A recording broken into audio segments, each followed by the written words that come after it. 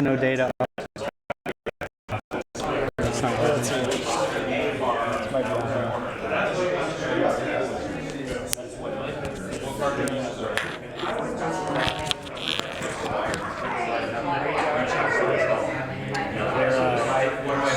Trying to get the stream set up here. And that's cool. Where should Justin go? When should we have Justin? What should Justin help with? I think he was like going to talk about like some applications that you need. Yeah, for sure. Dapps part. Yeah, because you're going to do. Hey Justin, like, you wanted to talk about a particular Dapp? Dapp, what's the either way, whatever works. So he's kind of we'll answer some questions about that.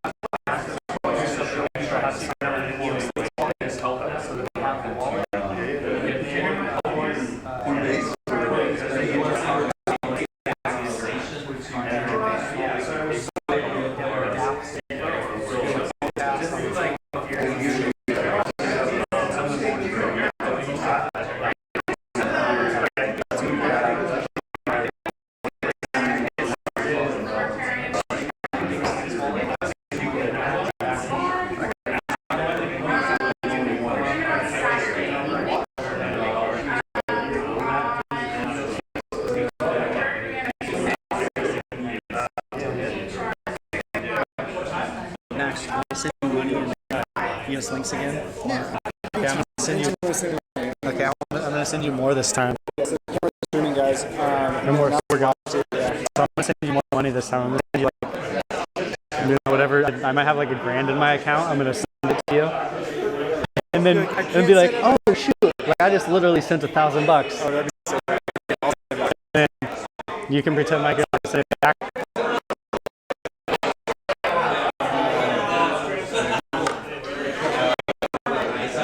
But yeah, I'm gonna see whatever's in my wallet on the screen in front of everyone so they can see my account go to zero.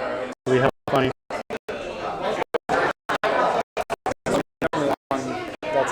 What do you mean? Oh, for live? Yeah. Okay, we should tweet that. We should tweet that.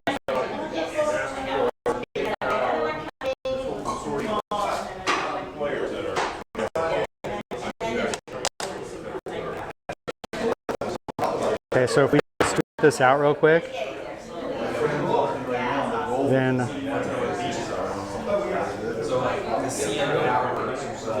don't see it on my YouTube. You see it on your YouTube? Yeah, I saw it. Oh, there we are. You might want to get off the Wi-Fi for your trip.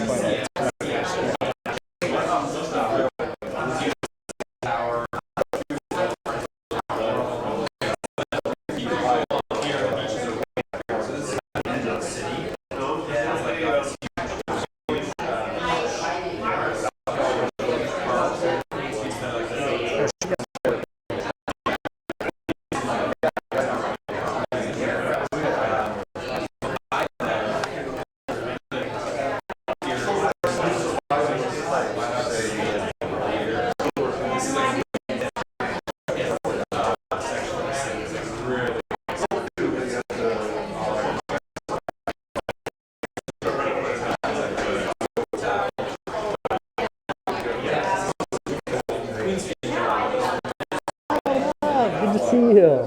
Yeah, fantastic. So I'm a little head down trying to get a couple things going here. Rad. Good to see you.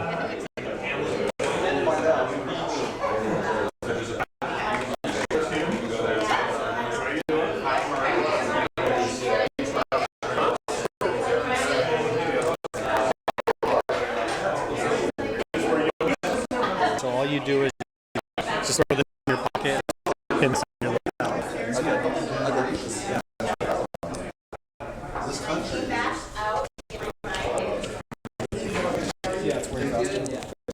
Oh, Ash Oro, what's up, man? Breaking up a bit. All right, Ash says it's breaking up a bit. Hey, Sarah, come say what's up to Ash real quick.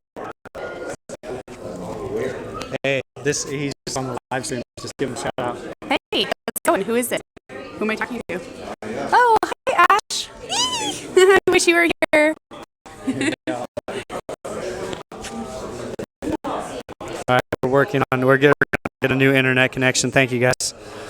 We're working on that new internet connection right now. We got Max on it.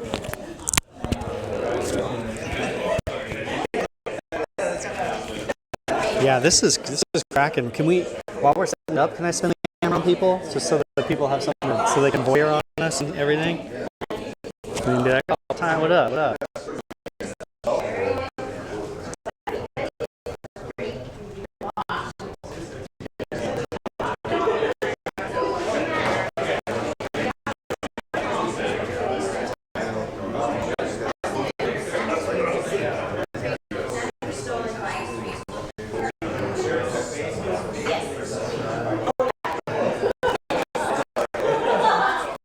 Okay, here we go. Yeah, that's June repping the Ron Revolution shirt.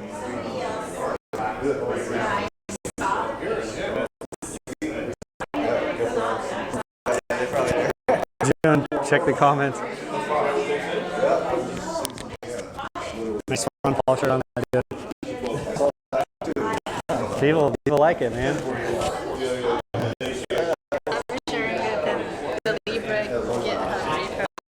Dude, it's so funny. Yeah, I only saw outtakes of it. I haven't actually been on the GitHub yet. That's so quality though. There's one who basically issued a request and said you need to accept my pull request. And pull request was basically to replace the entire Libra GitHub with the Bitcoin core. It's fantastic. Yeah, oh my gosh, it's so we're going hard on them. Shoot, I'm in the camera.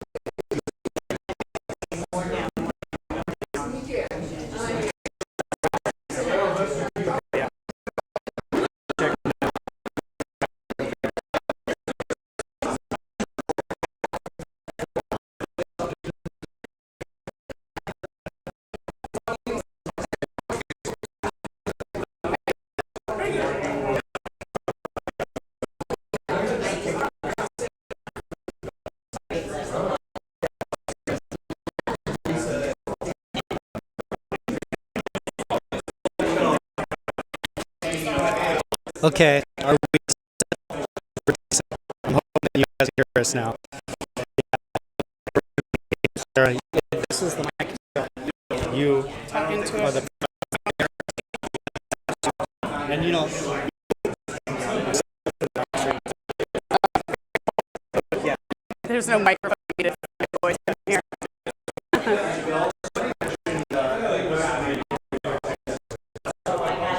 All right, guys, we're gonna start.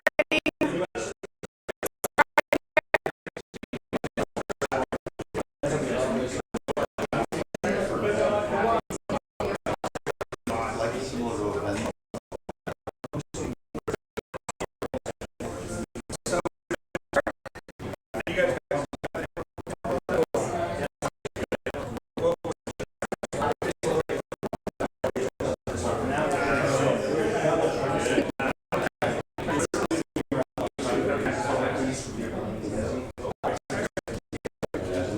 right, guys, please sit down if you're going to sit. Otherwise, let's get this started with people that are putting their thumbs on the interwebs waiting for us to start.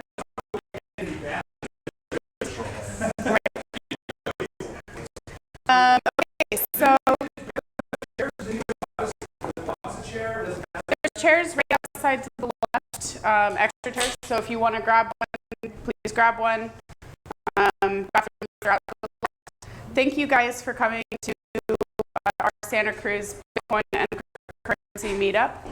We originally started as a Bitcoin meetup and now for all chains as long as there's a credible purpose behind it. So we'll get started. I'm super stoked for tonight. We're going to talk all about EOS and the ecosystem, which has astronomically been building over the last year. I'm not going to do any of this, so I'm super excited to introduce to probably multiple people.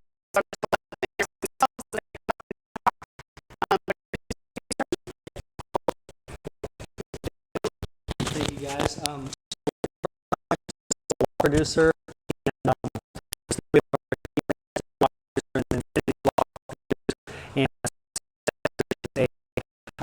a DAC, which is decentralized autonomous. The first thing we're going to talk about, this is kind of what is how it works and what delegated proof of stake of work is a different and that's what EOS is running on. So June is going to give the intro, what is EOS and what's delegated proof of stake. Oh, and I'm Brandon, by the way. So nice to meet you guys. Thanks, Brandon. Yeah.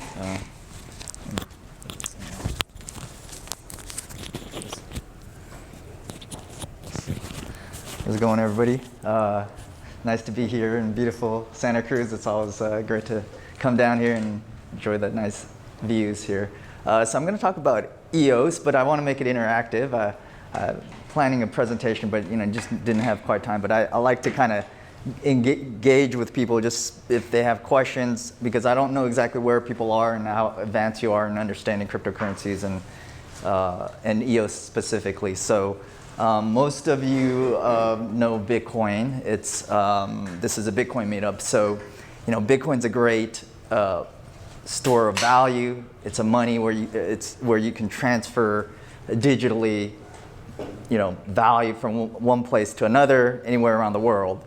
But it's a great store of value, but it has limited functionality. So the next technology that you're probably familiar with is a technology called Ethereum, which is something what I consider a general purpose computing platform where you could build more advanced applications where you could tell the money that you have, this digital money, what to do, like based on certain conditions. So it's money that you could program to do certain things based on certain conditions, right? So, and that's another way to describe what a smart contract platform is. And so Ethereum was one of the first that allowed you to create a lot more advanced applications.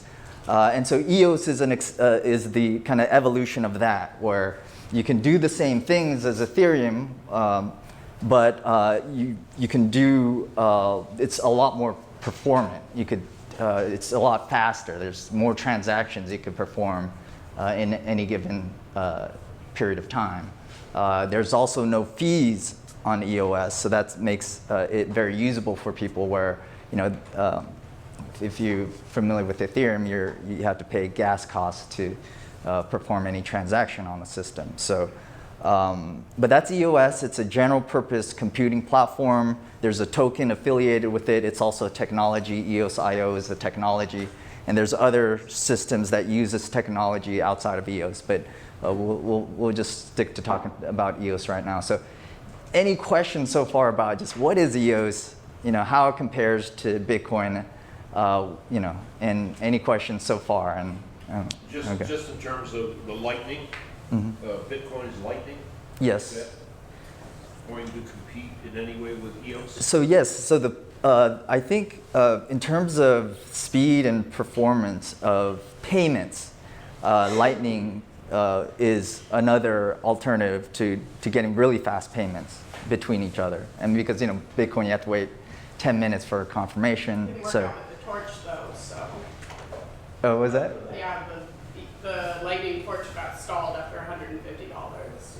Okay. So yeah, there are challenges with any technology, and Bitcoin Lightning Network is evolving and developing. And but again, I think the main thing is that the functionality is specifically to move value from one place to another.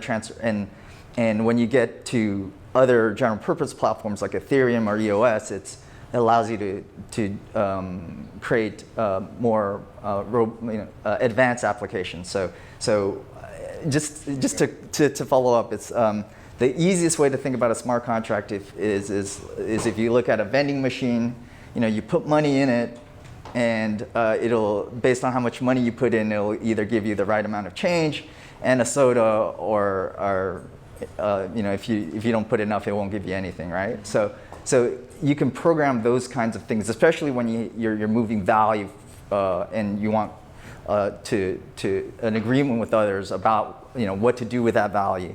So it's not just transferring from one place to another. It's a lot more than that. And then you could go beyond that to build all sorts of applications that use the benefits of blockchain technology.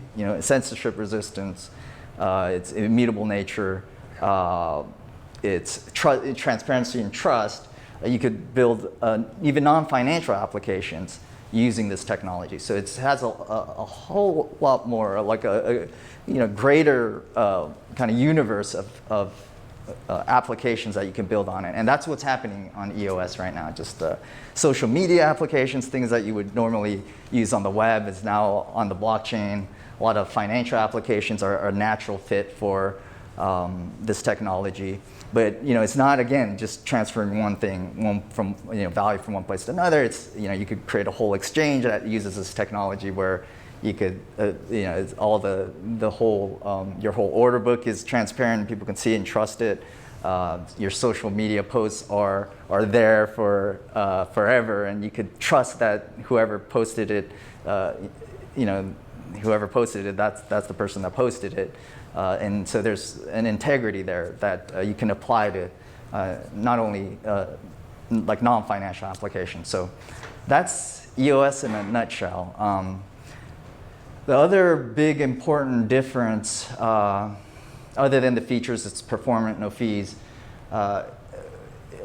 and there's some differences that it's differences from Bitcoin. And Bitcoin, for those that are familiar, you use your computers, you mine Bitcoin, and whenever you mine the Bitcoin, those miners are actually adding a kind of information onto the blockchain.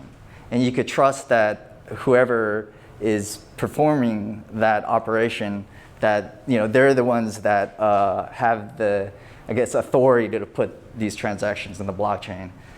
In EOS, we use a system called delegated proof of stake. So that's a system where whoever owns the tokens gets to vote on the actual, the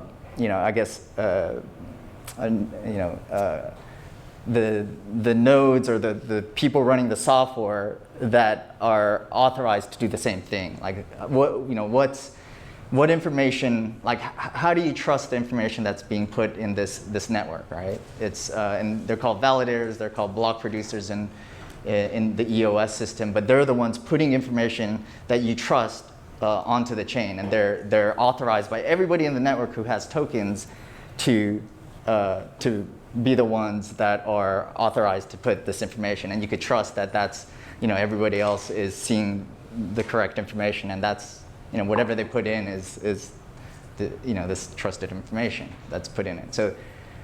So it's delegated proof of stake because everybody who owns tokens, based on how many tokens they have, the percentage of tokens they have, that weight determines which one of these people that are running these computers or the software gets to do that, right? And so there's 21 that are selected in the network to add information to the blockchain. And that's how the system works. So any questions on that? Maybe that was a little bit, it's okay? Okay, so that's delegated proof of stake. And go ahead, question. What's their incentive to put the information, like these 21 delegates? So there is a reward. Just like in Bitcoin mining, you receive a reward for solving the puzzle. In EOS, it's just a natural inflation that is embedded in the system that is given to the top 21 up to 50 block producers over any given period of time. The rewards of extra EOS that is kind of being created in the ecosystem. And so they get those rewards every time they are adding information into the blockchain or based on the amount of votes they get as well. So it's, there's kind of a, couple factors that determine how much they get, but it's about 1% right now. So 1% of EOS is being directed to up to 50 block producers in the network. So is that 1% an arbitrary set fee, or does the community get to decide on that and change it in the future, and how do they do that? Yeah, exactly. So it gets a little detailed on exactly how things are updated in the EOS ecosystem. So the first question was, yes, it can change. The amount of inflation can change, and it is the community that decides. Exactly the process of how they decide, there is a way that you can poll the members, and based on stake, like whatever gets the most support for any change can be implemented in the system, and with that support, that signal of support, the block producers that are the current block producers in the network, if you have 15 plus 1 out of 21, can implement those changes in the system at this point. And that's how things have changed and could change, could change any parameter in the future. So it's about getting token holders support to signal what they want to do on the network, and the actual block producers to actually implement a change in the network. And there's been kind of a little bit of back and forth of exactly what the best process is, because you could think of another method where the token holders directly vote on all the updates on the system rather than relying on block producers to directly change it. So anyways, there are different probably alternative designs, but at this point that's how it works. So the block producers do have quite a bit of power to update the network, but the one thing is, if they do anything malicious to the network, where they update something where they want to give 10% inflation to themselves, right? All the token holders would see that that's not a good update. They'd vote these malicious block producers or block producers that they feel are kind of a negative to the network, and they can remove them at any given point in time. So it's, every how many minutes? Like every 7 seconds. Yeah, it's every few minutes, I think, or every couple minutes, you can remove a block producer. So so there's probably the token holders ultimately decide what happens on the network. So anyways, question. I learned something that if we were holding EOS, that we needed to do some kind of a change. We had to do something with the tokens or something by a certain time. Do you know anything about this? Was this before the network launched? It was like a couple months ago. They said you have to do, if you hold the coins, change to some mainnet or something, and you have to do something. Okay. Yeah, it might have been when the network launched, but that was like a year ago. No, it was more recent. Or you can stake your tokens to the Rex now, which gives you an extra dividend. It could be that. Oh. You don't have to do it, but you'll miss out on the potential dividends. So what do I do if how do I find out about what I need to do? Have you been logged in with your EOS account before or not?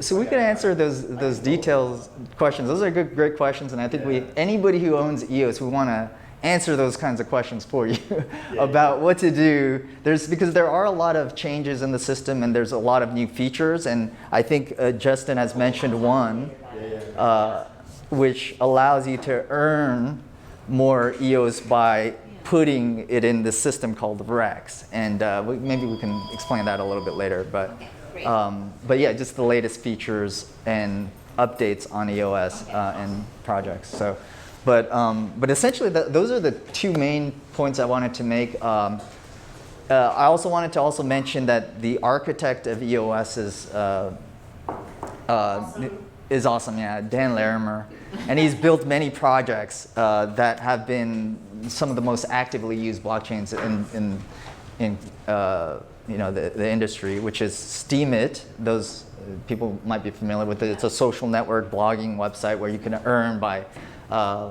producing content, so Steem and Steemit. And then also BitShares.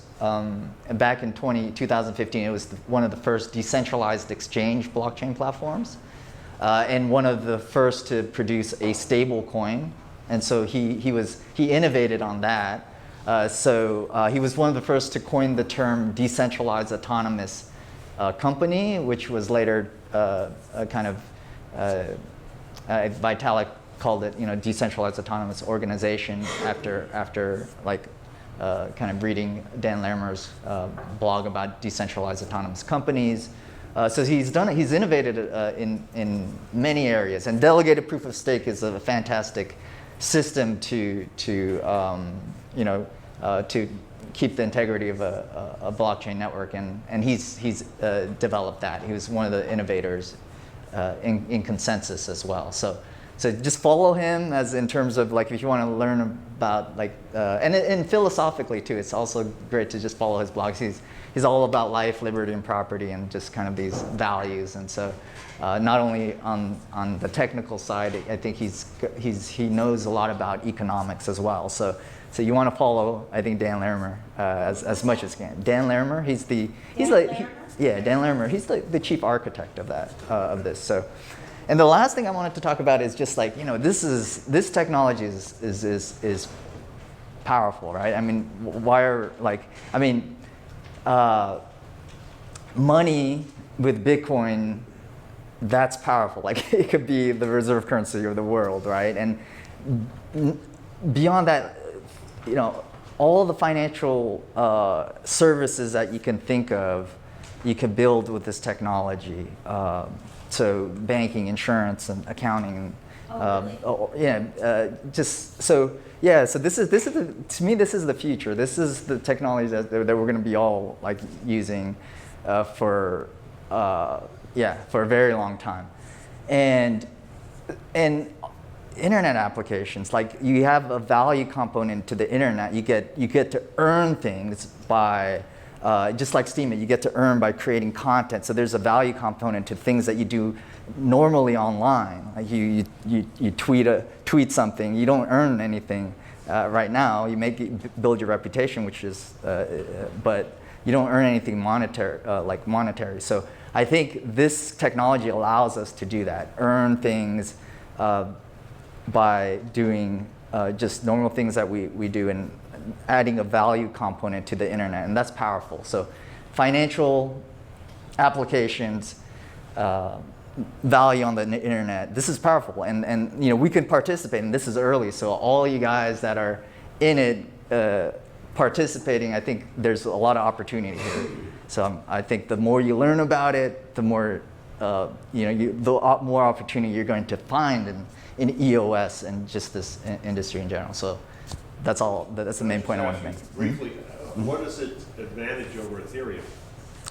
The main thing is performance, transaction throughput. So you could, you'll be able to do. I mean, you're able to do currently about 4,000 transactions per second on this network. So you're not going to be delayed by. Yeah, exactly. I mean, you could. I mean, if you have to do a lot of transactions, you're going to have to wait a long time. Oftentimes, the network could get clogged. Ethos? Compared to Ethereum, yeah. It's probably 7 to 20. 7 or 20? 7 to 20, I think, or 7 to 20. Oh. I think that's the main difference, yeah. besides the technological advancements of low to no fees and better software, is the community. So that's for sure what my answer would be, is community is what makes them totally different. Because EOS community is built on build. Like, they are building and creating real usable products for the market that people that aren't technologists can use easily.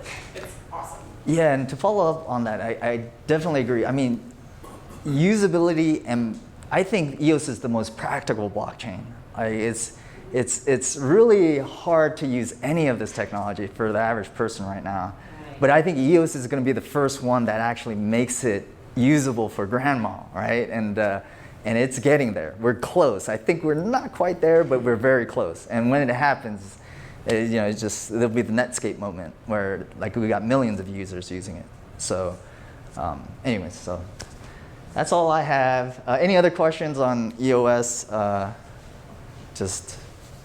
then I'll hand it off to Brandon. Thanks.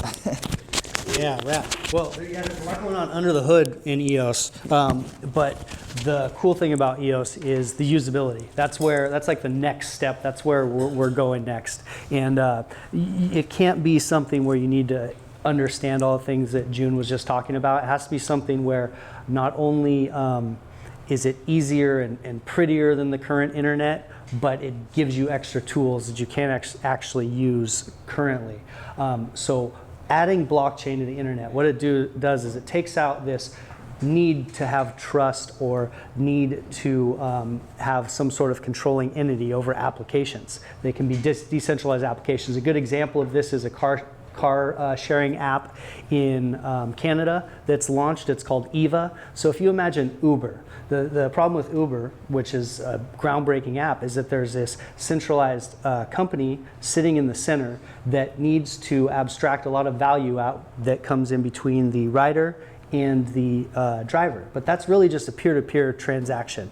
And if you put a computer algorithm in the middle that sets all these rules in a really strict way, there's no need for some big rent-seeking kind of corporation that's trying to abstract as much value as they can.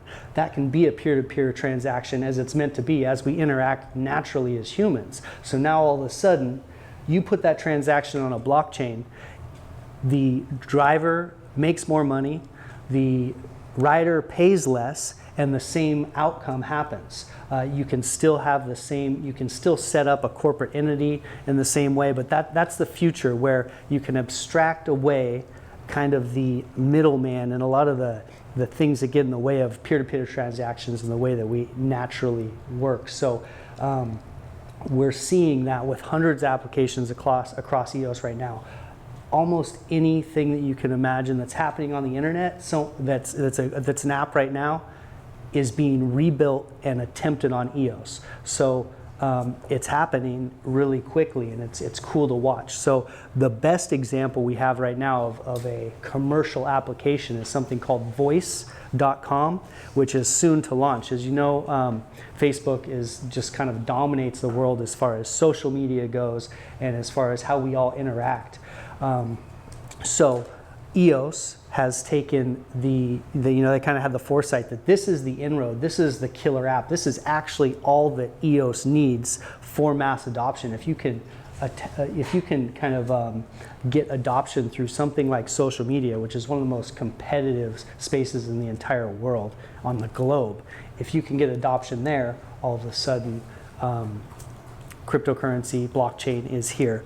And so what Voice is it's a third iteration of delegated proof of stake social media, which Dan Larimer invented with BitShares, which was kind of a his first attempt at DPoS. Then there was Steemit, which had 250,000 users, and there was, I think, something like 50,000 active users a day, which for blockchain is pretty reasonable. The idea behind social media and what blockchain adds is, for a long time we didn't realize that when we're using Facebook, we're adding tons of value to Facebook. They're mining our data, they're mining all our transactions, they're mining our thoughts and all our interactions with friends and our connections, and everything we do is being monetized, turned into money, sold as metadata, and then Facebook, because it's so valuable, can become one of the most valuable companies in the world. We didn't realize how much value we added by participating in the internet. The revolution is now we realize that doing this, acting in social media, there's a ton of value that we're adding, and we don't need all of it to go to Facebook. There's plenty for us to add value and get some of that value paid back to us through social media. So Steemit was the first attempt at that. You guys can hop on voice.com and sign up for beta access. It'll probably be here by the end of the year. But Steemit was the first attempt at this. The revolutionary part of Steemit was you could actually get paid to post. When you got upvotes, you got paid real money that you could put in your bank account. And the revolution there was every other way that people had tried to pay you for posting, it costed money. So if I liked what you posted or I wanted to tip you, tipping is a big thing on the internet, money has to come out of my pocket and go to you. And there's so much friction there because for you to win, I'm giving something out of my own pocket. And so that friction kind of kills the idea of transferring value through social media. Steemit came out and said, okay, I don't have to give anything. I'm gonna upvote you and you get paid, but not from me. So the attempt there was to, through wisdom of the crowd, to kind of bring the best content to the top of the trending page, and the best content gets seen and the best content get paid. Because it's such a big idea, there was a lot of flaws in the tokenomics and the incentives and the game theory that over a few years that they've kind of been hammering out all the ways to fix the game theory so that Voice could come along and be a social media site that you can get paid to post, get paid to interact, and have it be prettier and easier than other social media sites. I mean, it's a combination between the look of Instagram, Facebook, Medium. It's kind of all of these put together, so the UX is beautiful, and then the ability to get paid to post. I mean, it's going to be something, it'll be really interesting to see how it pans out. They're planning to put $150 million into a global marketing campaign. They're planning to try to, I mean, they're literally going head to head with Facebook to try to extract the users directly from Facebook and say, do exactly what you're doing now, except for secure your own data, earn money, and keep your information private. And like the value proposition there is insane. You know, yeah, people cheer for the value proposition. And I think that the timing's kind of key because Facebook has been over time getting a little bit exposed, and the timing's also key because the tech is finally there. You know, they've been working on this for 5-6 years, iterating on this idea of how to bring social media to the masses, and so that's what voice.com is. So do you think that there's a correlation between Voice going from a crypto blockchain project going into social media to, do you think that was a factor in Facebook's desire to launch their cryptocurrency. Oh, absolutely, for sure. Because I mean, it's They saw it as a threat, so they wanted to. Well, Facebook's been working on that for over a year. for sure. I mean, At least Facebook. over a year, so this is not like, the timing of release was just perfect though. For sure. And I mean, Facebook saw the writing on the wall with Steemit. When Steemit was, people were getting paid to post. When there's people making hundreds of dollars to put a rad video up, they're taking notice, even though it didn't get big. You know, I lived off Steemit for like 6 months. I was like, dude, I can just make rad videos and hang out with crypto people and talk about crazy shit and get paid. Like I was, you know, so even though it wasn't that many people, Facebook definitely took notice, and they definitely started going hard on blockchain. And they definitely know EOS is there, and that's the timing of this launch isn't coincidental. The cool thing, I mean, it's not bad to have Facebook out there because they are. What Facebook did is they're launching a stable coin. It's really more than a cryptocurrency per se. It's a signal that they're trying to get into the payments space, which is a huge space in its own. You got like Google Pay, you got WeChat in China, which is huge. PayPal. It's really a signal that Facebook wants to get into the digital payment space, but they don't get what crypto is about, and so to people that are deep into crypto, you feel like, you know, they kind of missed some of the biggest parts of this. I think they get what it's about, but it's not to their, Okay, advantage to good create point. a decentralized system. So they're going to capitalize on the people that don't understand the difference between a decentralized and centralized cryptocurrency. Correct. It's all in the right direction, though, of separating money from state. And so when you get corporations, especially big ones, it opens up the door for, hey, my payment on Facebook got stalled for 4 days, or I can't use it because I got kicked off Facebook for being to me. What else? What other assets can I that won't do that, right? And you'll find true cryptocurrencies. For real, yeah. I mean, that's a great example. And Facebook will. The beautiful thing about it is there's 6 billion people that Facebook touches, and so like go ahead and touch all them and show them what cryptocurrency is and show them how to get a wallet and do the $1 billion worth of educating. EOS is here when people get just enough education to realize what's really going on, and then they'll be flooding towards voice or maybe a small trickle. But the plan is basically to, if you're an influencer, say you're a big influencer, you're on Facebook and you got, 500,000, 1 million followers, come over to voice. You can make millions of dollars. Literally, you can make millions of dollars. This is from the voice development team. You can make millions of dollars in cryptocurrency, posting on voice, and getting your value for all that social interaction that you're creating. And so the selling proposition to the influencers is so powerful that they will come. And as they come, I mean, they're going to be telling their fans, come over here, because they're incentivized. They're now part of the value proposition. So it's hard to see. I mean, it's going to be a crazy battle. I mean, it's called Taylor Swift. Well, they supposedly part of the marketing that's going to launch is supposedly heavily targeted on like giant influencers. So it's going down. It's going to be a battle. People, I feel like we can remember these days and look back and be like, dude, remember when voice and Facebook like went wild on each other? It's like it's like when AOL, when AOL came out and they kind of had this a walled garden around the internet, and it's like, oh, come into the internet, but it belongs to AOL. It's like that only lasts so long.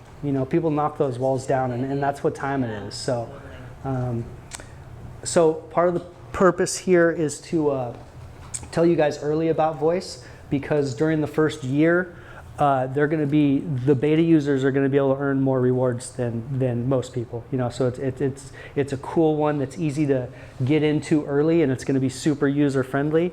And they're going to have a form of basically every day you're active on the site, you log in and you like a comment or look at pictures, you're going to get a payment So if you use the site, you get paid. You don't have to be a content creator. You have to be a consumer, just like you already are if you're using social media.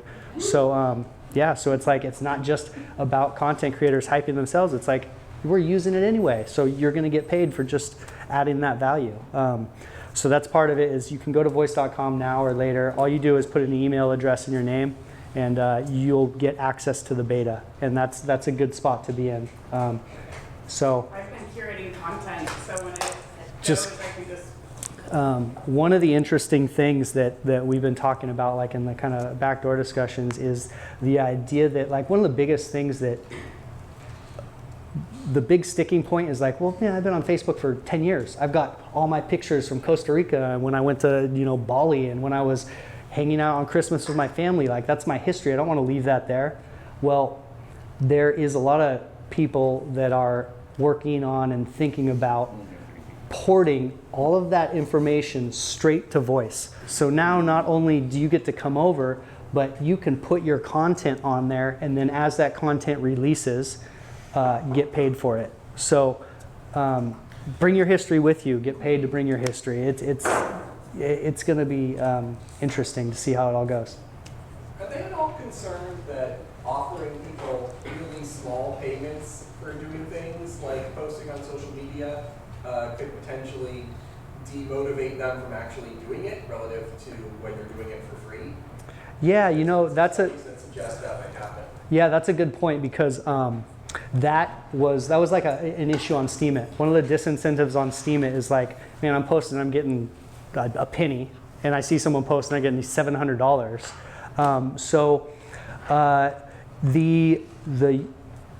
The automatic payment that you get for interacting will probably be small.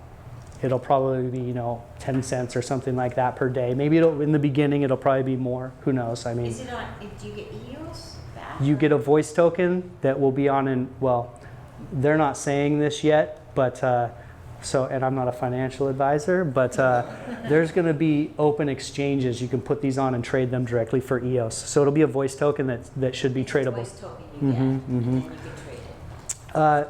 So to answer the question, this is a global coin. So that may happen in California, but the payments lead to big adoption in places that money's more valuable and this like actually means something. So it's kind of like for the masses. And I don't have a good answer for how that disincentive plays out, but I think that's a good question. That was something we felt on Steemit.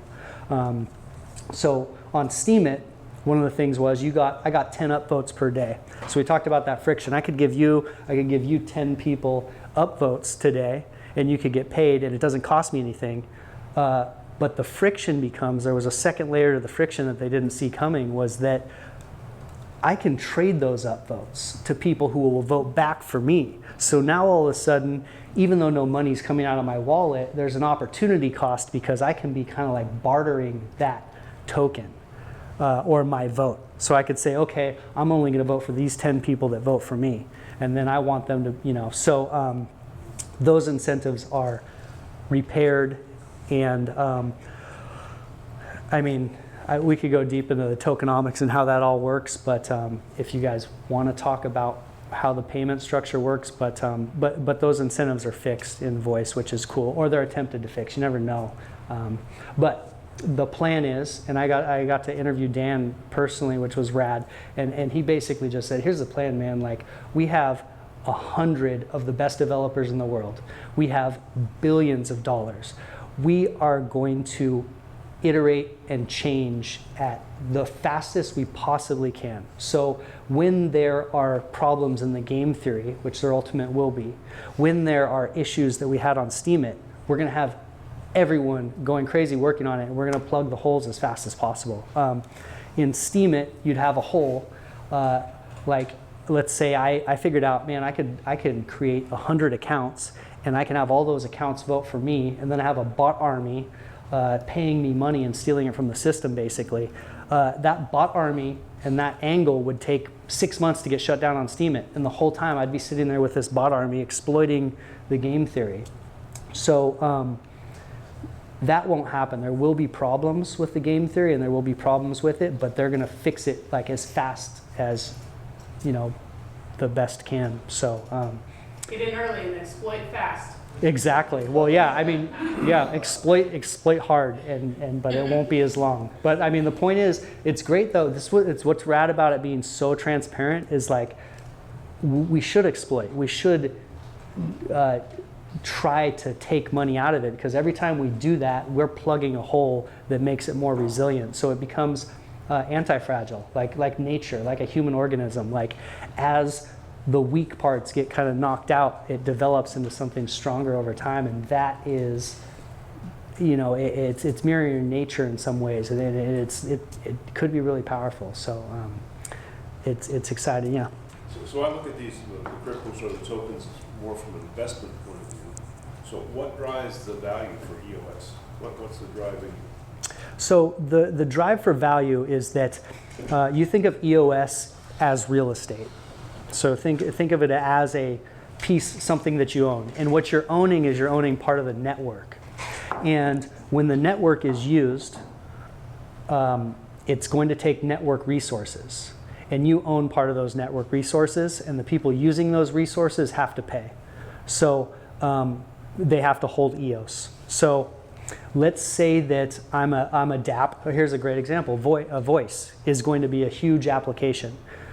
To have hopefully 1 billion users, they're going to need massive amounts of computing power and bandwidth. To have that computing power and bandwidth, they need to own EOS basically. So let's say I want to have all this bandwidth. I need to have all this EOS sitting here saying that I own enough to have that bandwidth. I need to own part of the road. If I want to drive on the road, I got to own part of the road. So Voice, I think, staked $150 million worth of EOS. They basically, let's just say purchased. They purchased $150 million worth of EOS to own the computing power to let everyone use it. Does that make sense? 150 million? Yeah, is that number right? Do you guys anyone know? Yeah. I think they staked $150 million in Rex. I know they bought $35 million of land. Yeah, the numbers are insignificant. Basically, like if I wanted to just have if I wanted to have enough to send, if I want to send everyone in here in EOS, that's going to take some computing power. To be able to do that, I need to hold a little bit of EOS. I'm probably going to need to hold in EOS to be able to send everyone else in EOS. Supply demand. So yeah, as applications build, then they're going to need to hold EOS, and when they hold EOS, the supply goes down. So if Voice, the company, has staked some EOS sort of to give their system the right to run on chain, how do they make a return on that investment? So they, you know what? That's a good question. How's Voice monetized? Do you know? I don't know the business model. You know, it's something like I don't know. That's a good question. They have they own a social media company. Yeah, They'll probably figure it out. No, well, we have asked Dan directly, and he's like, there's so many ways to monetize. So I don't know how they. I don't know. I'm not sure. Eventually, they'll have 5 ads per post, and then they'll sell it to Yahoo. Yeah. No, there won't be. There won't be any ads. No ads on Voice. It'll be ad free. So I'm not sure I'm not sure on that, but there's. Supposedly they go, oh, it's obvious. It's like, I don't know, man. I guess I'm not smart enough to know what obvious, but they claim there's tons of ways to monetize.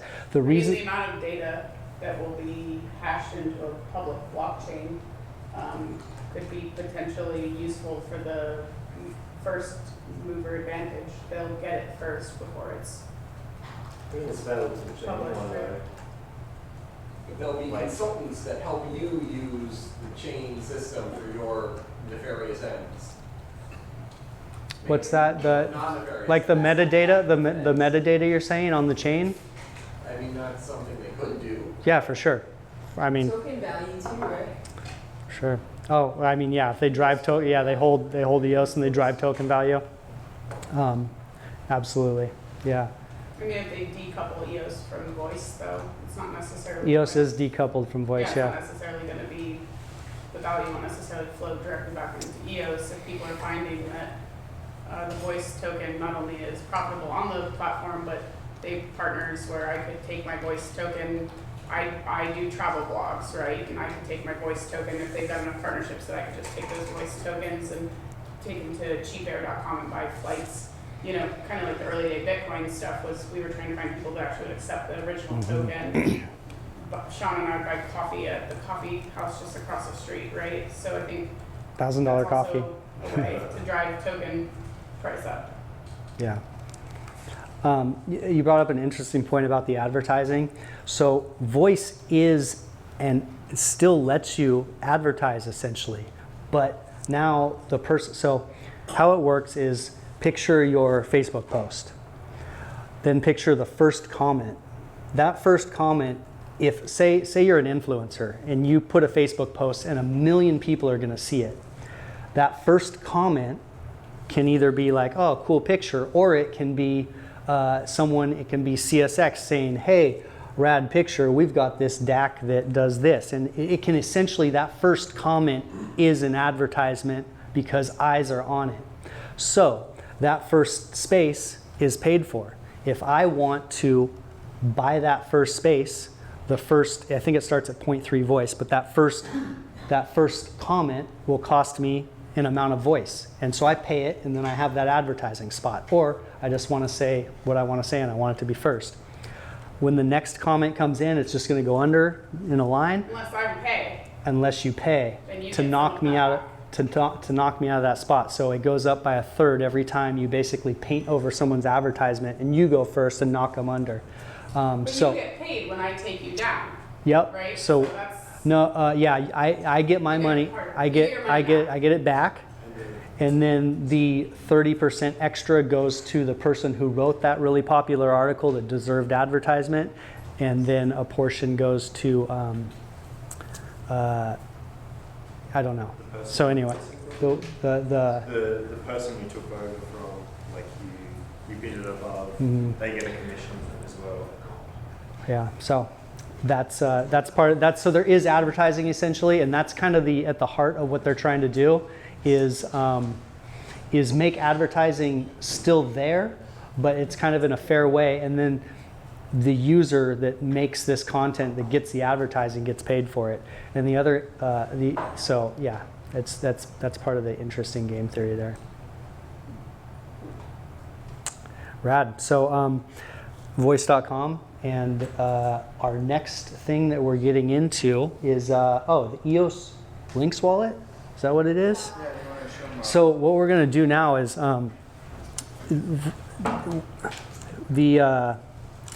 if you guys want to get an EOS Lynx wallet, you can. What's the site, June? Do you know? Any chance? Man, I'm having math. EOSLynx.com. So if you go to EOSLynx.com, you can set up a Lynx wallet, and what it takes is just having trouble. I was going to share screens here and kind of show you guys through it. Let me see if I can make that happen.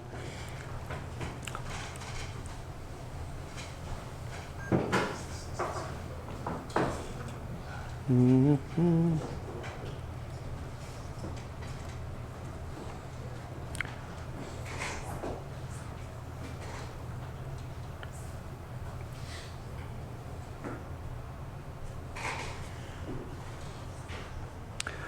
Okay, so I'm going to demo the EOS Lynx wallet, and then we'll kind of get you, hopefully get you guys set up here.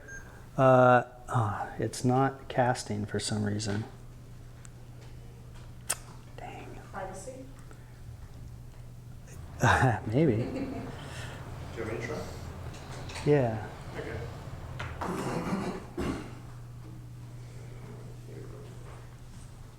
Okay. Router problem.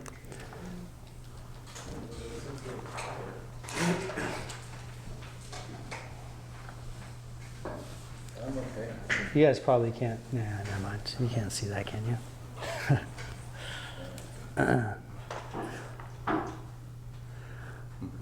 Okay. TV next week.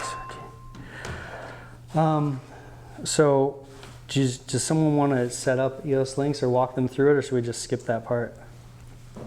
It's pretty intuitive. Yeah, if you guys, if you want to see, if you, Go through it. yeah, if anyone wants, Questions, we can answer them in real time, I think.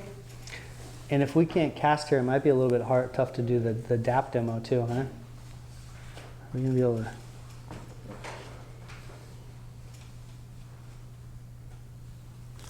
Dun, dun, dun.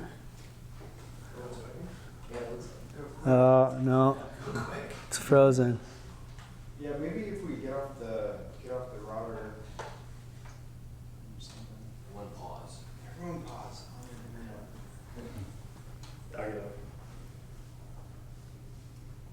I'm on Nextbase 5G. That's Oh, you know, to connect to that, you should probably be on Chromecast. but you can connect straight to the TV though. Which next week's The TV, there's an Apple TV hooked up to that, right? Oh, is there? Let me try casting to I that. don't know if you do that from the Android. Okay, let me try casting straight to Bravia here. Dun, dun, dun, dun, dun.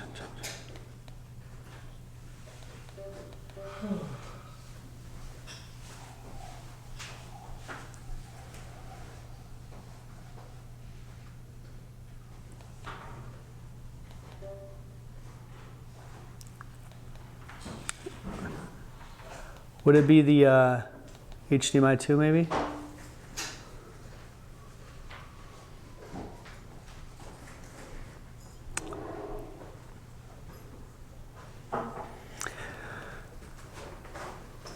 Oh, Max, what if I just pulled Chromecast out? Maybe it's on that.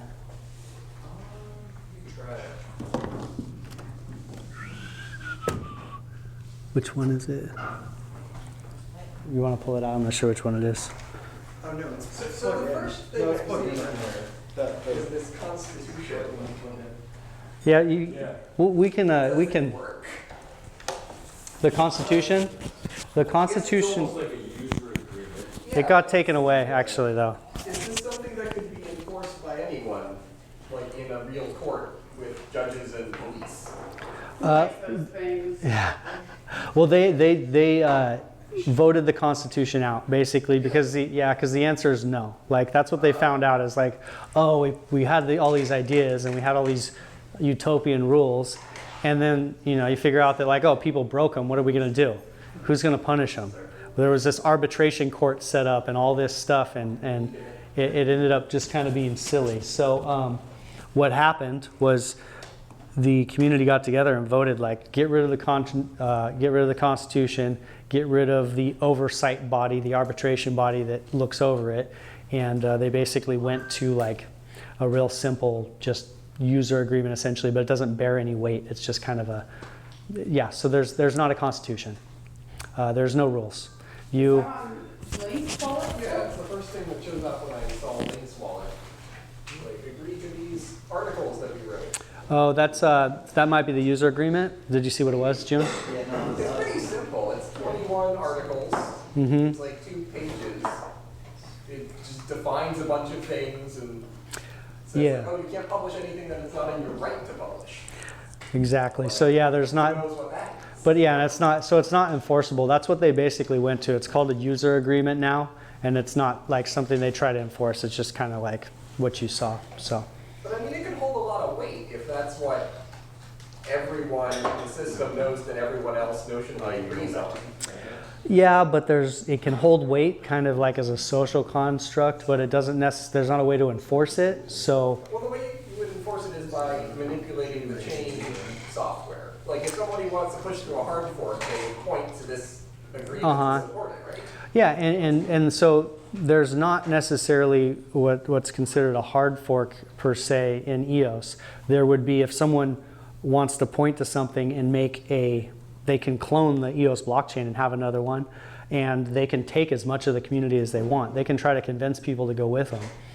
So that is one of the things that makes EOS able to iterate and kind of makes it anti-fragile as well, is that if something crazy happens, like the chain can clone itself, fork itself, and people have the option to go on either chain. I mean, right now there's EOS, there is Talos, which liked what EOS did, but they basically said, you know, you did a distribution here that there's a bunch of whales, and we don't like these whales, so they redistributed it, made it more even. There's Warbly, which is a financial blockchain that's an EOS clone. There's, I think, EOS Black. I mean, there's all these competing ideas of what the best way to run EOS is. So far, the main chain is where the majority of the group is. But yeah, if someone pointed at that user agreement and said, hey, like, we've gone terribly wrong, I'm starting this alternative, it'd be up to them to take the community with them. I think it's cool if we just keep doing this little talky session here. So if you want to come up and talk about what a DAC is, and this is interesting. This kind of plays into what I was suggesting a little bit with Eva. So yeah, go ahead, man. Here you can. I'll hit you up. So. Thank you. Oh, you're welcome. A potato in your pocket. That's you. All right, so DACs, distributed autonomous companies. The C in our case is community, could stand for cooperative. It was mentioned before that the word DAO has been used before, more in Ethereum, distributed autonomous organization. It's really what EOS is, in a sense. You heard of some tech, and now you have the community that actually has the strength to vote in, say, the base layer, you know, the layer of computers or nodes or block producers that are backing up the network. So in a sense, it's taking great tech and throwing a big social experiment on it. So it's really the strength of the network. You were saying, you know, what's this user agreement, or what's the, say for block one, what's the value for voice? It's kind of showing us that's where the value statement, that it's the users or the community.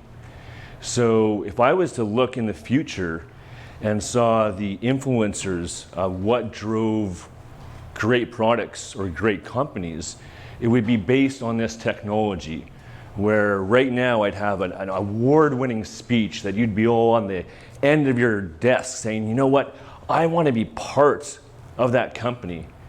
I want to invest in this new thing. I want to contribute because I just heard some maybe great knowledge that no one else has, that I want to share in something that's going to be great.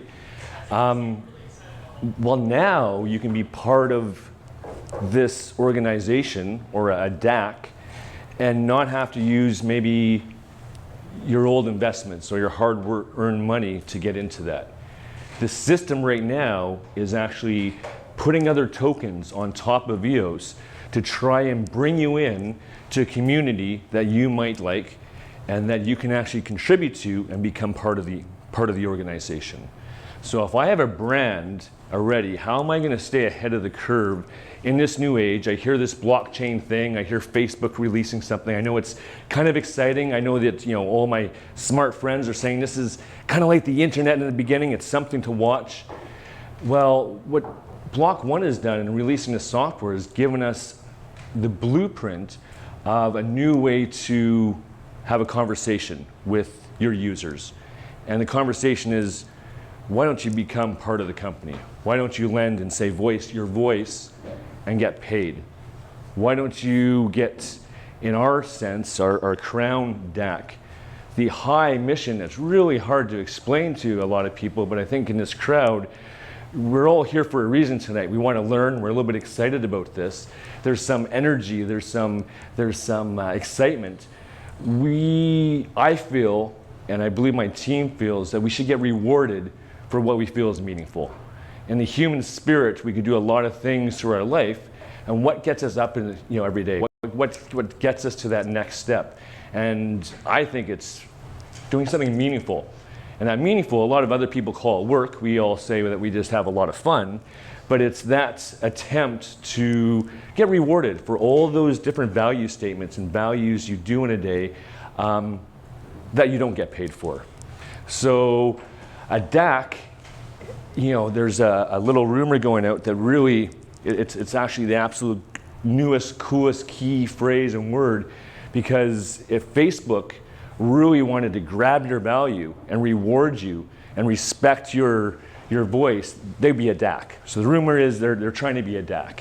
So you should tell your friends that, look, even Facebook wants to be this distributed, autonomous organization, because we're past just trying to reward people with, well, we're not getting rewarded. Most marketers are trying to spend big money to know how to yell at you, to try and influence you to buy something. And in this case, we're an active participant in, I like cooperatives. I've been part of a lot of farmer cooperatives in my career in middle of Canada, Saskatchewan, getting farmers to participate. And the value statement for us was to get the middleman out of our business, right? And this is the same value statement, except that we get to use some of the things that were talked about before, these smart contracts, these actions that this programmable money can do to take out that middleman and really bring the community together to get rewarded. It makes our job a lot easier if we reward you to build content that you actually like and resonates with others. So I was going to show you how simple, and I think maybe what we do if we can't bring up the screen is hang out here. There's enough of us with phones just to show that you can interact with some of these applications and even interact with a DAC right now. So we have to give credit to the first organization that actually put out some software to have a DAC on EOS. It was called EOS DAC. And they said, hey, there's this base layer of block producers. So you're an extremely cool company tonight in a sense that out of about 200 different entities around the world with technical teams trying to express that they're good producers and really good outstanding citizens of this whole network, you have 3 in the room right now out of 200 that support that network. And they haven't mentioned once in tonight's, trying to educate you that one of the things you can do as a participant in almost this big EOS stack is vote. That you can lend your vote, just holding EOS, to who runs the network. And Bitcoin, for a lot of us, unless you were in the early days of mining, you didn't have that chance to participate, in that network. To have that, if you look at the white paper, it was supposed to be, we all had a distributed network that we owned that was sensor-proof, that we could have a little stake in. Well, this one, you get to vote and have a stake in who's running the network. So they always say, here's some FUD out there that it's it's centralized because there's only 21 of these main nodes that are producing blocks. But there's a lot of these nodes out there that have to cooperate and give things to the network to get people's attention.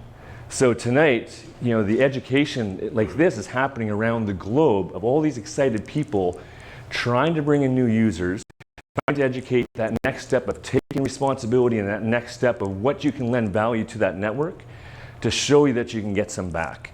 And if you didn't get the excitement about voice, we're all excited to be part of it. We're all building incredible things. I'm very excited about DACs, and I think most people are this way to participate where we're all getting rewarded.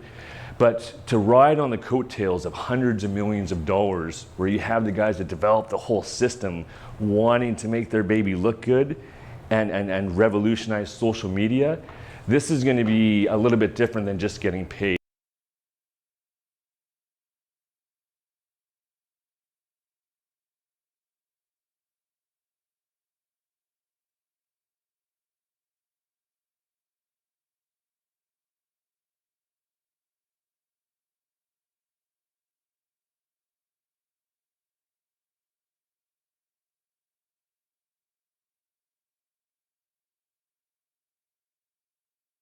But yeah, so excellent, EOS stack. Yeah, perfect. So to let you know about EOS stack, if you held some EOS in one of your wallets, they did something called an airdrop, kind of like an advertisement, and gave you some EOS, so it just showed up in your wallet. In this case, they were really early adopters, and this airdrop happened even before launch. I have some EOS DAC, so after this, we're going to spread some around, and you're going to be an active participant, so we can show, just with a few clicks, you can actually use your tokens and vote and be an active member in their little group. And what they've done is they said, hey, we're a block producer. We want the community to be involved more into what we're doing, and we can get people to vote on how we run our business. And we're going to reward the people that do and people that are participating. Yeah, so this one, if you go into, yeah, there you go. So in our little demo, usually you have your wallet up. On your phone, it's going to be that EOS Lynx wallet. So EOS and Lynx is Lynx. If you have Telegram, there's a link in the Santa Cruz Telegram channel. So if you have Telegram, then add into that group. And there's a link there.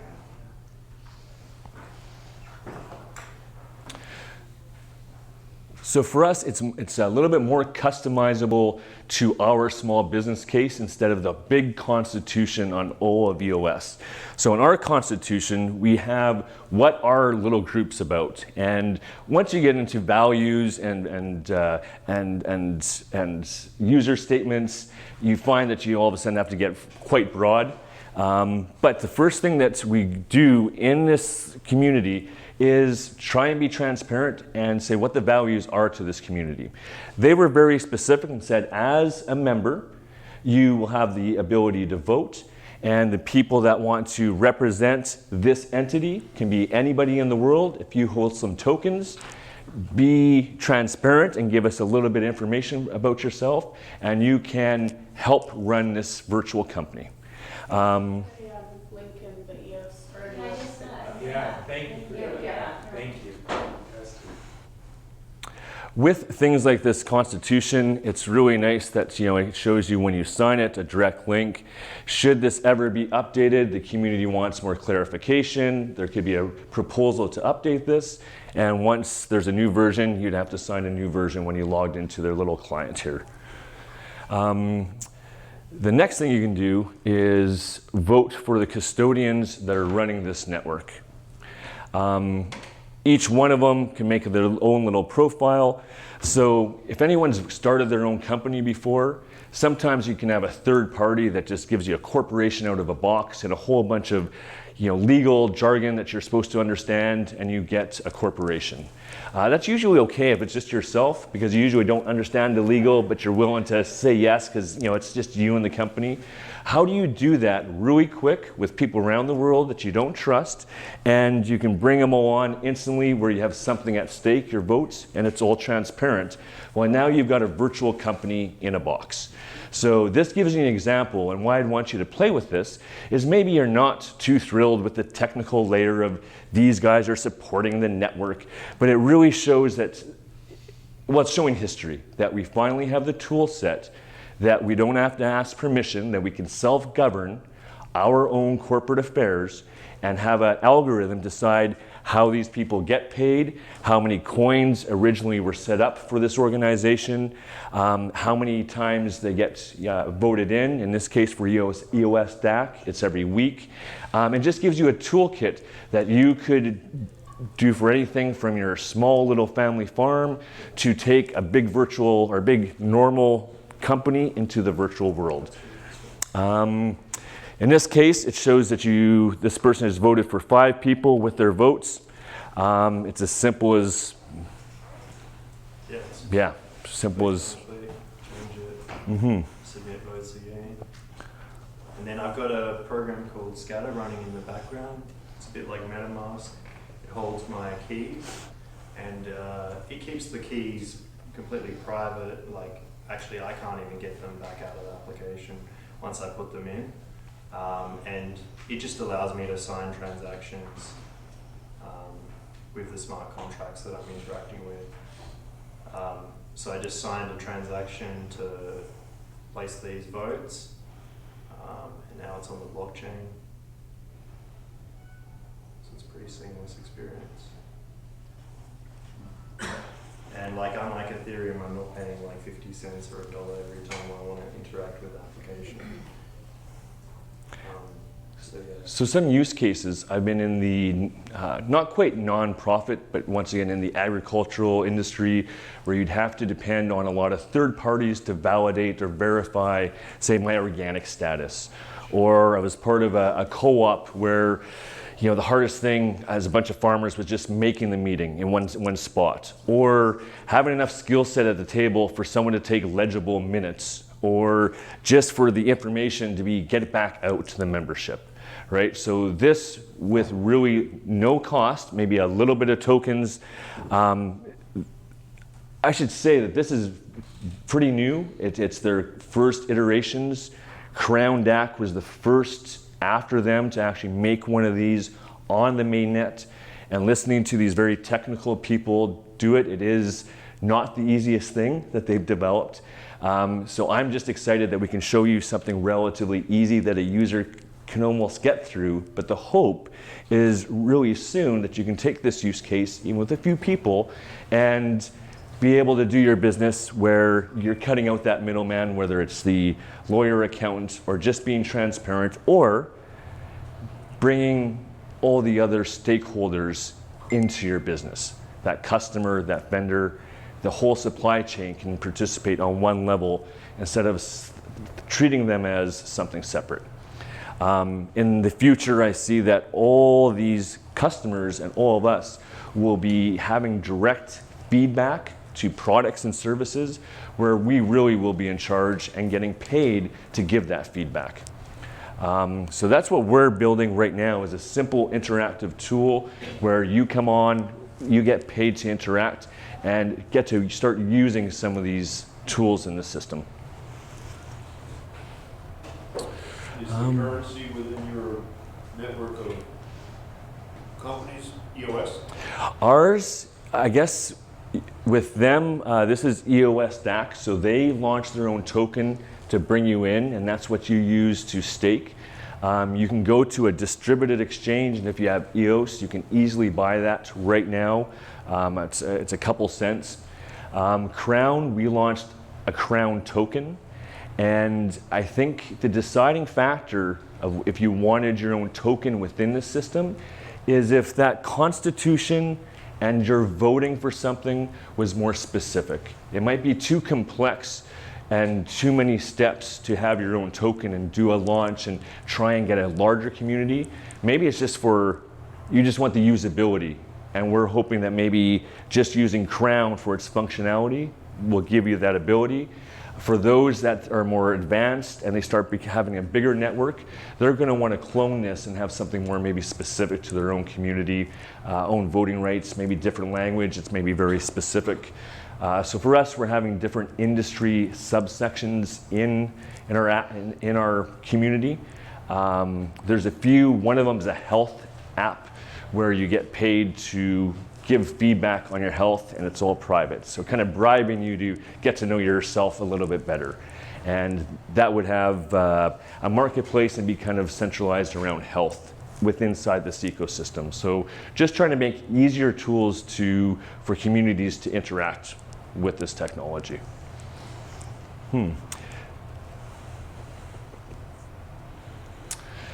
Any other talking points on how excited the whole DAC space is? And if there's any, I think one thing we'll see in the next little while is the language. I'm not sure if DAC really has that punch that people are going to remember that word, but the distributed autonomous, autonomous self-governing, and just knowing that we can set this up and self-govern ourselves and have customizable reward systems of what we get to decide as a community to reward our activity is super fun. I have a question. Can you talk about the use cases in particular that can benefit from having this kind of governance system and setup, and also why do you feel this is going to work long term? Right. I mentioned say nonprofit or verification groups, but you mentioned say the user agreement, that constitution. So with the fall of that constitution, there's now say a nonprofit for EOS, and saying the stakeholders and the voters want maybe some say. How would you organize that nonprofit of people that are interested in this technology in a nonprofit? Well, that would be the most obvious way of, showing that, hey, there's this DAC technology and a whole toolkit that you can use where you can have a board or custodians and vote and have things like your constitution and things right on the blockchain. So something like that where you have a membership group where you already kind of have this format where you have decision makers and then a general population that wants to vote or proxy or have somebody speak and talk on their behalf would be like the easiest use case I can see. And I know for a lot of those nonprofits and great groups, you have really people that are dedicated and they're volunteering their time. And a lot of these things were clunky to get done, you know what I mean? The minutes or the legal part or all that type of thing. And this might make it easier. I'm hoping it makes it easier, at least to be more transparent. And then we can actually have a reward system that you actually almost bribe you and get you out to participate, maybe for that meeting or that vote. EOS DAC was one, saying on that base layer, how do we pool all these people that have EOS to even realize they have tokens to vote, and how do we get them to notice us? Let's get them to have a stake, and if they are part of our block producer, maybe they'll be more active and then they'll participate and they'll do the marketing for us. They'll tell other people out there that, hey, check this out, community block producer. They're more ethical because they're sharing the wealth with all of us and we have a voice. In our case for Crown, we want to bring new people into the ecosystem, and in my industrial hemp business, I've supplied blunt wrap and different companies that make hemp, our ground up hemp, into rolling papers. And we've had a long-term relationship, so there's a lot of trust there, and they've heard me for a dozen years talk about blockchain, and none of it really resonated for their business. It was more, okay, we can, let's buy some Bitcoin and maybe it'll go up. This was the first user case that they saw, wait a minute, I can have a different way to interact with my customers where instead of spending money just shouting at them, I can give them something to participate and give them part of my virtual company. That was exciting to them, to be the first mover to use a new technology where instead of just giving these flaky points that we don't really have value or know how to use, to actually give people money to participate. For a different way of talking, if I was talking to their advertising wing, it would be, instead of spending this money on advertising, give it to your customers in a form of, they own part of your company. If you talk to the head guys, they get really shaky when you say that. It's like, oh, we're giving away what? And you can just show them you get to make the parameters of what you're giving away out of this virtual token. It doesn't need to come out of your profits of your fiat money.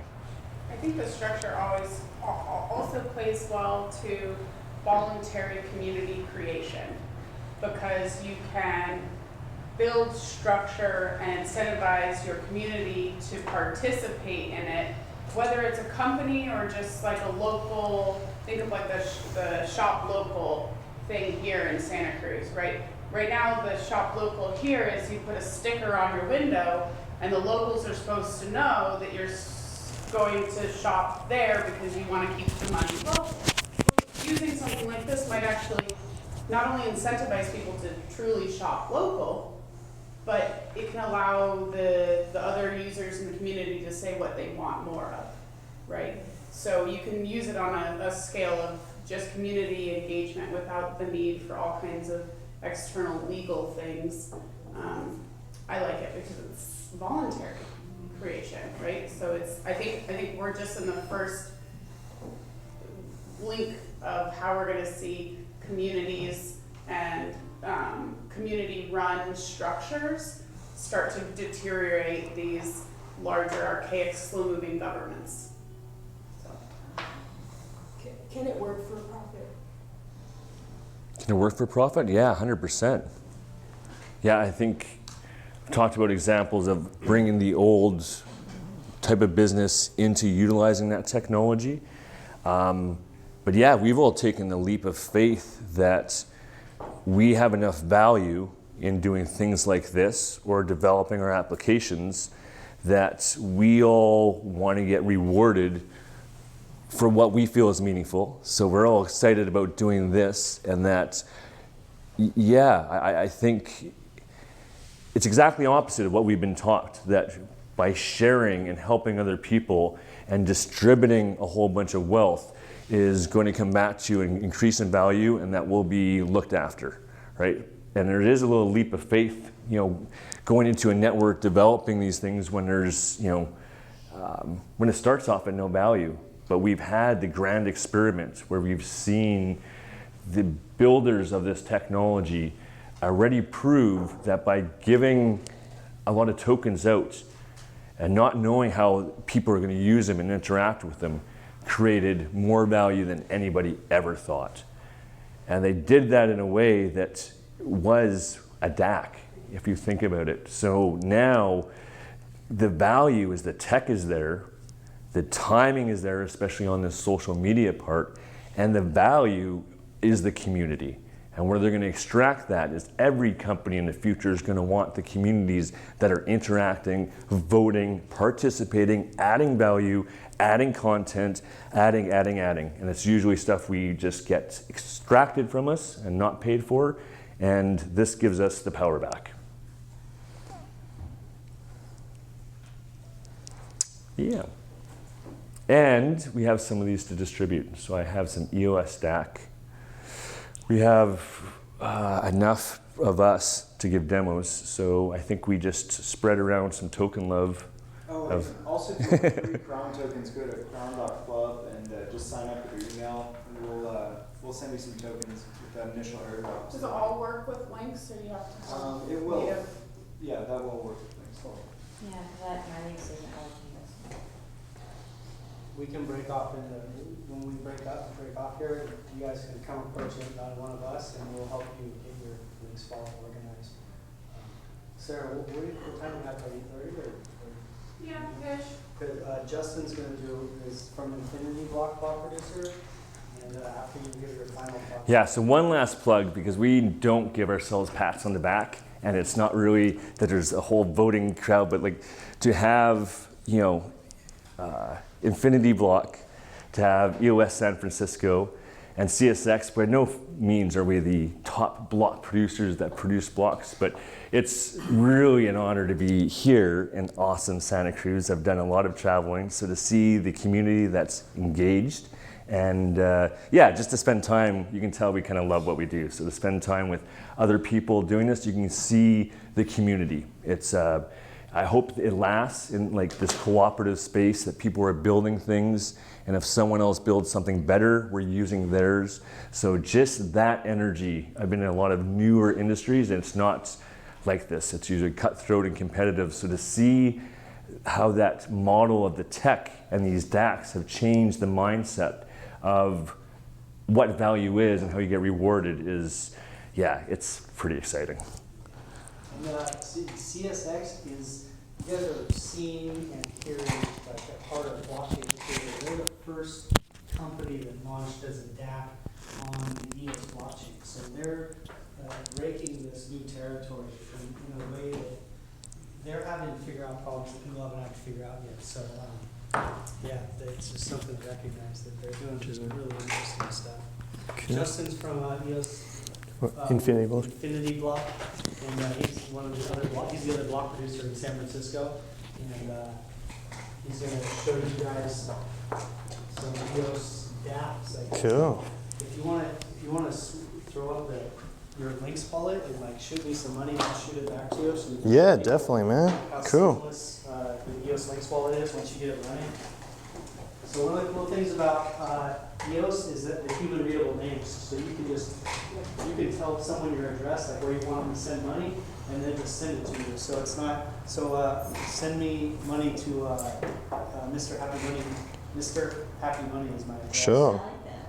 Yeah, That's thank you. cool. Oh, what about the brand? We have to talk about the Yeah, well, I think that might be a little much.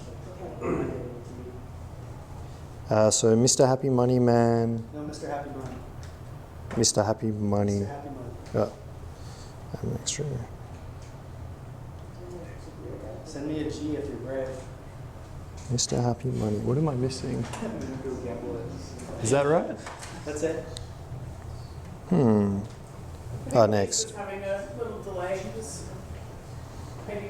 Are you sure it's not one? How many is that? Every account has 12 characters. I'm trying. I've closed out. Open it back up. Oh, okay, maybe it's just a glitch. Sorry, guys. Mr. Happy Money. Oh, now it's coming up. Okay. So next, add, and I'm going to send. So I can either send it in dollars or I can swap by clicking this button here. Scoot out of the way of the screen. Oh, sorry. I can swap into EOS. More than that, dude. Send it. How much?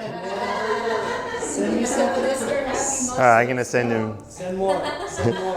I think I've already got. 100 EOS, at least. This is an exercise of trust here. This is an exercise of trust here.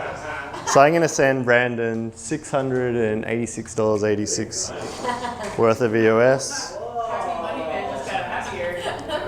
He's very happy. And I can send him a little memo. And it uses Face ID, so just hold it up to my face. Transaction sent. And I've actually got another wallet. So how long does it take? It takes like, I think 3 minutes for... My account has it right now. Yeah, 3 seconds. 3 seconds. Oh. That's like... He's drunk with money. I don't know, my phone just broke. So yeah, it happened so quick. So I'll send It's super quick. But the transfer of wealth, like, and this is global. This is to China. This is wherever you want and as much as you want. Like, this is the beautiful thing about what's going on. Oh, definitely. It's borderless money. So rad. So I'm gonna send it back. What's your name? Pied Piper Net. Did you get Pied Piper before Brock got Pied Piper? I think probably around the same time. I got it like on the first day. Yeah, I just found out he had that when at a conference. Pied Piper Net. Yep, that's right. So what was it? I think it was 100. Yeah. I'm trying to adjust it. It was hot, then it was cold. So you guys can see how quick this sends. I've got it in there to Pied Piper Net right now. So I'm gonna hit next, and I'm going to. Just keep refreshing. And I'm going to hit confirm, and you can see 100 EOS. I'm going to validate it with my fingerprint. Okay, your transaction sent. It's Yep. 1,000, Yeah, I 2, saw 1,000.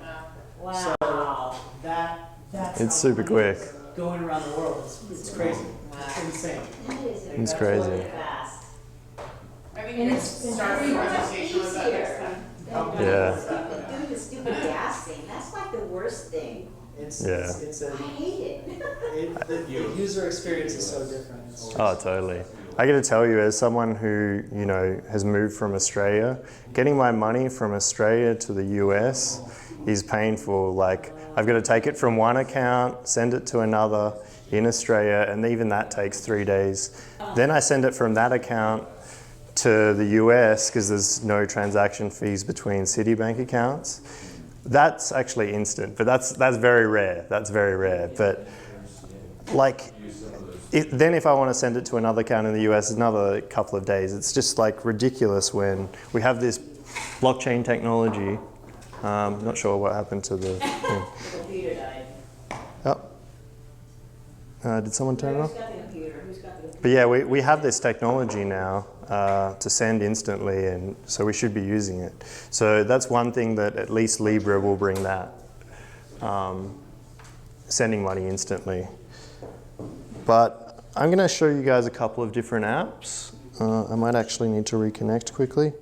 Screen mirroring, Apple 2D. There's no signal. Technology. Oh yeah, it's back now. Sweet. So I'm going to go to the Explore section of Lynx, and there's a bunch of different apps. One of the apps I want to show you guys today is Dmail. This is a decentralized email. Basically, the beauty of this product, it might not seem apparent straight away, but having your email decentralized means that you don't have a counterparty like Gmail with all your data ready to kind of utilize at their will for whatever they want, to advertise to you, whatever they want to do. I'm just going to validate myself to Gmail. It also means that I have this improved user experience of just having a key on my phone. It could be on the secure enclave of the phone, and I can validate and log into my email like immediately. I don't need to keep putting in a username and password, which I'm going to forget, or I'm going to use the same password on every single product I interact with, which is incredibly insecure and, easily hackable, basically. So it just works like any other email. Like, I don't know who this is from, but oops, that's a password for something. Don't worry, it's not important. So it's not secure when you put it up on the internet. I can tell you use Twitter a lot. Yeah, I do use Twitter a ton, actually. So that's Dmail, that's decentralized email. I think it's got its own beauty. And also the good thing about having email on the blockchain is that if I interact with an exchange, they can send me a receipt of what happened with the exchange, like I bought X amount, I got X amount back. It gives a rich text experience to interacting with blockchains. And the exchange or whatever product I'm interacting with could be a social network. They don't need to know my email. I never need to write my email in and tell anyone that. It's there. Is Dmail, if I have Dmail, which I don't yet, but I'm looking forward to it, can I email people outside of the Dmail system? Proton allows for PGP encryption between Sean and I when we're using Proton, and it's encrypted to the person, and I can put up parameters, like if they've seen it, it'll stay in their message box for 30 minutes and then it'll self-delete. At present, no, but I imagine in the future there'll be interoperability between different clients. So I need a Dmail. You need Dmail, yeah. You basically just need an EOS account to access Dmail. But actually, it is coming to other blockchains soon. I know Kurt. And eventually there's going to be interoperability between different chains. So you could send Dmail between EOS and Telos, which is another EOS.io blockchain, or EOS and XRP, where you have different kinds of interactions. So, it's all going to become interoperable eventually, and a standard like whatever email is using SMTP or POP3 is going to come about, I imagine, and it'll be completely decentralized. What was the other? Let me just check. I just wanted to show you guys Sense Chat.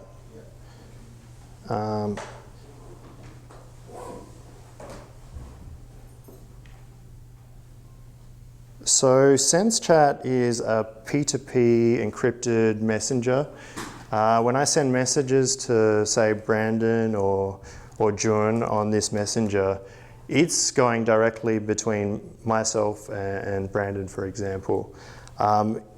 The sign-in utilizes a EOS account, which has the advantage of, again, I don't need to log in every single time. I can just have that held on a secure enclave or a wallet like Lynx. Sorry, I have a question about that, because in the setup process, you're connecting it to your EOS account that's on the Lynx, right? That's what I did. And then I didn't pull off private keys, and then you turn off your phone and it asks you for your private key. Yeah, in this case, actually, in this example with Sense, you actually do input your private key into Sense. From your EOS account? Yeah. So it would be the same private key of my Lynx wallet to open back up my Sense chat? I've lost my Sense tokens. I can't get it. Yeah, you can see your... Oops, Max is ringing me for some reason. I'll show you guys this. Video call. Peer-to-peer video calling. Oh, that was a video call. Oh, sorry. The experience was so much like a normal call that I didn't even realize that it was actually Sense. Video chat.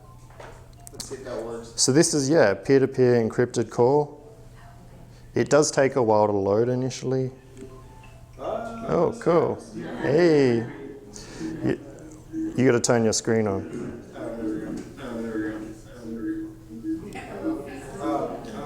Hey.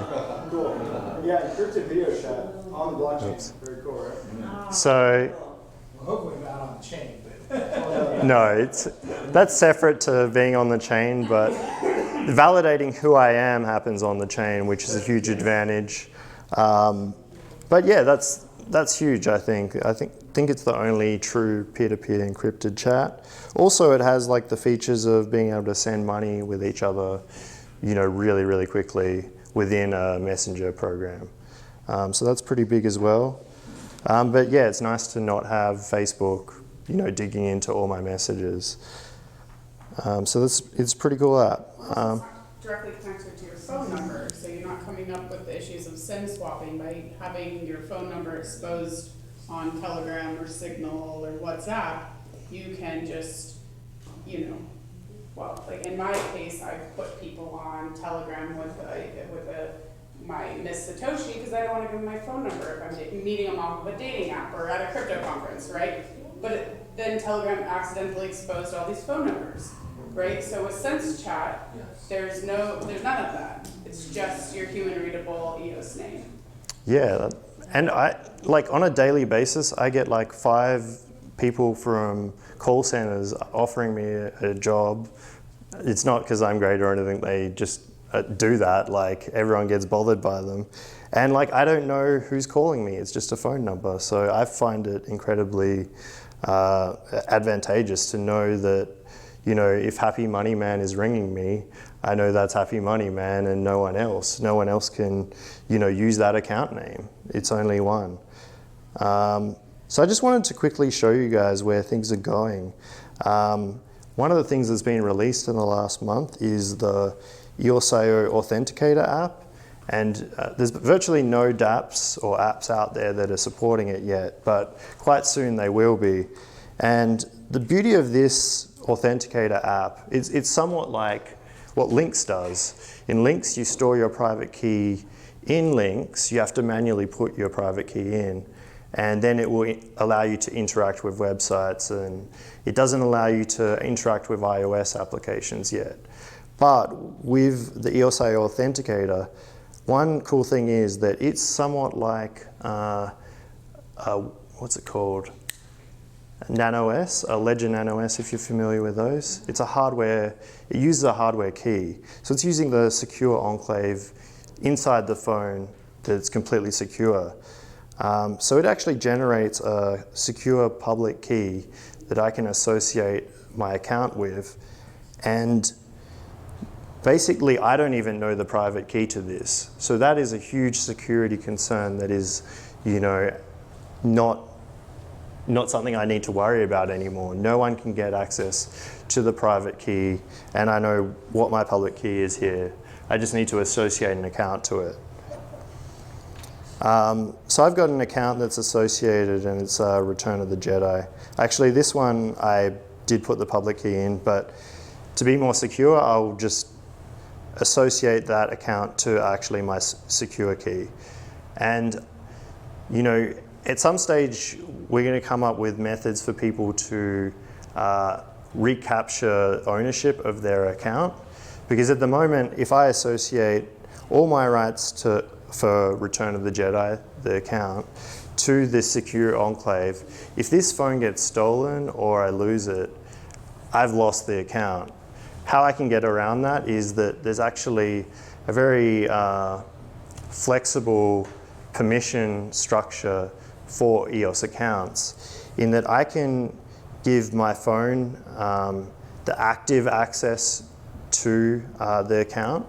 That means that it can interact with applications, send transactions, but if I lose that account, there's actually an owner key that can be associated with another device or a paper wallet. And with that owner key, you can actually reassociate where the active keys belong. So you can have multiple different rights on your different keys. So you can potentially lose some, or, you know, even if someone stole my active key, I can actually see that they want to unstake a bunch of my tokens, and then I can reassociate the active key and change it as long as I keep hold of the owner key. So the owner key is kind of the major key that you need to always have hold of. Otherwise, people can just take, you know, what's unstaked, which for me is 100 EOS that I sent Brandon. I've actually got more that's actually staked to the system, and it takes 3 days. It's like putting in a saving account. I've got all these alerts set up that if someone steals my active key and they start sending, they can send 100 EOS, but then I can change the active key, and you know, they can't steal the remainder of my funds. So that's one way around it. You could have a third party who can help you get access. It's very complicated. I don't want to go into all the details. But you can split up. You can have multiple keys that need to validate something to change ownership. You can do lots of cool stuff like that. Let me just... Can you just download that from the App Store or the Lynx one? Which one, Sense or Authenticator? Yeah, that's on the App Store now. Again, though, not many apps actually support it yet. But when they do, it's going to be cool because, you know, something like Sense, that won't need to. I won't need to put my key into that anymore. It'll be able to be validated from this single app, which currently you can't do with EOS Lynx. There's another cool thing that's coming out is the YubiKey support. So in future, you'll be able to use these hardware keys that, let me just get them up. Google uses them, Facebook uses them. Like, I don't know, probably a lot of the companies that you guys are currently working for use these keys. They can validate with an NFC chip, well, this one can at least. But they can actually be used for validating any transactions, whether it be from your PC, yep, one of those, exactly. From your PC or from your phone, just using the NFC chip, touching it to your phone, that's the future. All these different options and splitting up the permission structure. You could make it so you have to use 3 different devices to validate a transaction. You can customize it however you want. So it's super flexible. I don't know if we have any time, but I can show maybe one more thing just really quickly. Let me just get this up. Oh, would have to go off this. Actually, I could get it up on here. Telegram. So is the YubiKey like the Nano? Very much so, yeah. Is it better? You don't need to put a pin in currently. It's just like literally have it plugged in. Okay. So yeah, it's super simple to use, which is nice. I think I might have shown this last time, but basically what I'm showing here is the ability to open a safe utilizing the blockchain. So it might not seem super exciting at first, but the blockchain is like unhackable. So, you know, it's impossible to hack into it, unlike a centralized system. So you could use it for a safe and say maybe you die, and if you don't interact with your account for 100 days, you could actually have a smart contract open your safe after 100 days. Or you could have it so your children, if 5 of them come together and verify something, your safe can be opened. Or it could be, instead of a safe, it could be unlocking an apartment. So you can have a smart contract set up. So, you know, if you give someone permission to open your apartment, you can allow their public-private key to get access to your apartment.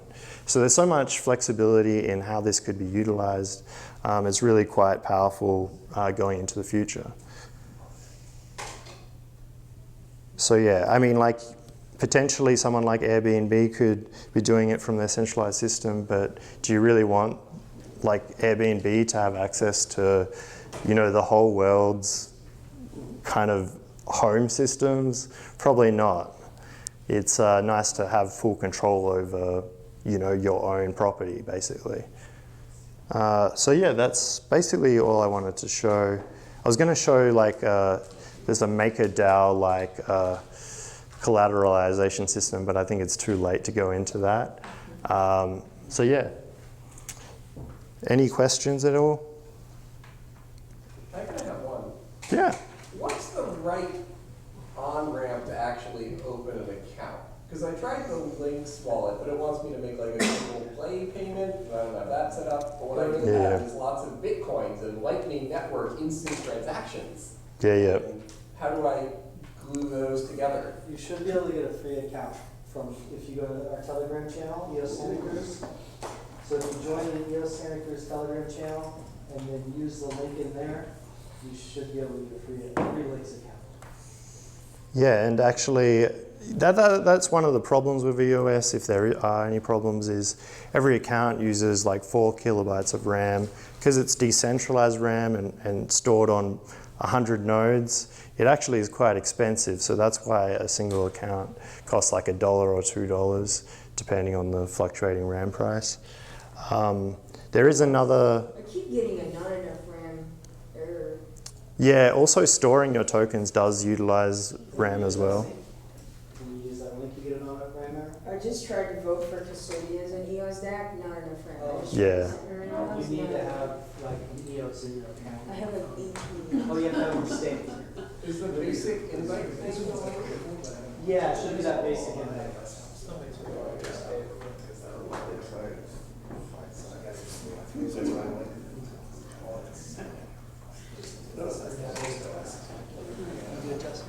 Yeah, yeah. No more questions? Cool. So I think that if you guys want to continue conversation, last time we kind of went and had cocktails and food and stuff. If anybody's down for that after this, we'll kind of collaborate right at the beginning of the stairs and head out together. We do this the third Wednesday of every month. If you have speakers, if you have questions, if you have ideas of what you'd like to learn in the future, please let us know. We love community feedback because Sean and I are busy, and being creative and finding a new speaker every month can be difficult. But we're always welcoming new ideas. I, at some point, probably potentially in August, I'm gonna do another beginners meetup. Probably not during this time. I'm gonna do it at a spot up in Scotts Valley called Bruno's. It's got a full stage PC system. It's got games. It's crazy, it's big. And I'm gonna try to get like a couple hundred people there. Because I think, yeah, sure, no problem. Because I think that there's a lot of people in our community that are interested in crypto, but that first step into it is difficult because when you come to things that there's all kinds of terms that you haven't been subject to before, it can be overwhelming. And there's never a better time to learn than now. So please join our meetup. On meetup.com, please join our Telegram, which is, I think, Bitcoin Santa Cruz, something like that.